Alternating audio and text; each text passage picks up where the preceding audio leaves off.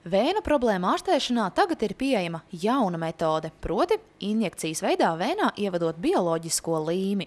Veselības centra 4 dermatoloģijas un ķirurģijas klinikā bija ieradies visu pasaulē zināmo vēnu ārstēšanas metožu ieviesējs profesors Tomas Propstle, lai jauno tehnoloģiju mācītu Baltijas vēnu klīnikas flebologiem.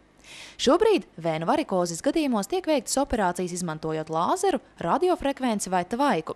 Jaunā metode atšķirs no šīm, jo nav termiska, turklāt tā ir mazinvazīvāka, īpaši saudzīga pacientam, nav sāpes un hematomas pēc operācijas, jo nav traumatiskās iedarbības uz vēnu.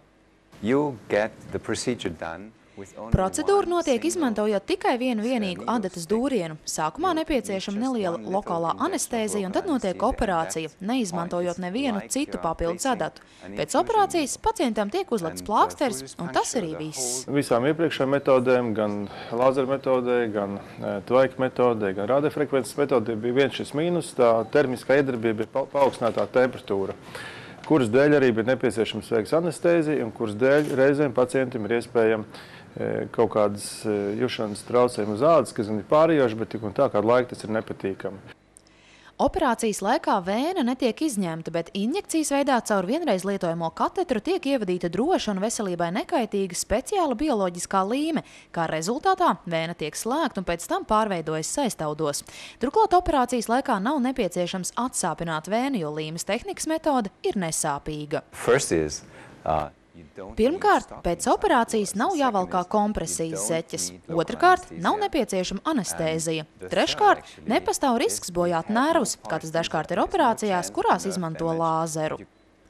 Ja vēnu varikoze ir smagā stadijā, tad līmes metode nebūs piemērotākā, taču saulaicīgi konstatējot vēnu bojājumus, operācija, izmantojot organismam nekaitīgo bioloģisko līmi, ir ieteicamākā. Ja ir sākotnēja varikoze, neliela zari, vai viņi pat vēl nav vispār parādījusies, bet pacientam ir sonogrāfijā diagnosticēts vēnes bojājums, kurš nākotnē varētu radīt vēnu mazspējas nopietnāku stadiju attīstību, tad, protams, šī līmes metode būtu izvēles metode sākotnēji. Operācijas ilgums ievērojami neatšķiras no citiem operāciju veidiem, taču pacients pēc tās jau uzreiz var doties mājup. Vienīgā liecība par veikto operāciju ir vien neliels plāksteris uz kājas. Kaut ko es jūtu, ka kājās ir kaut kas darīts, bet neko tādu īpašu.